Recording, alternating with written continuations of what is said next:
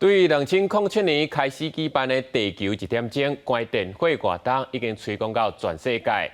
将全球真侪出名的景点，拢关电火1点钟来响应，希望会当提起众人关心气候变迁，减碳救地球。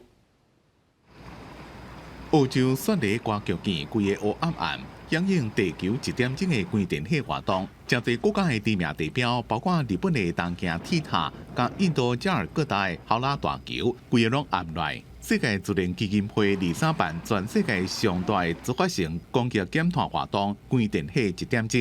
In short, we have no time to waste because right now we are facing two major emergencies: climate change and also the biodiversity loss.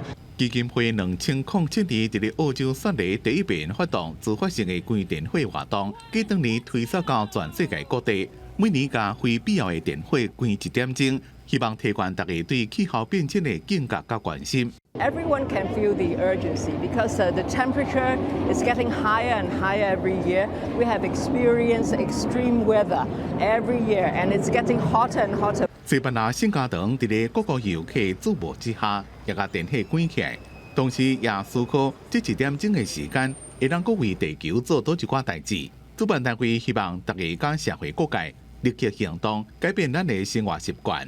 最近减少碳排放，也守护生态环境。今年的活动大约有190个国家，几600万人响应关电火活动。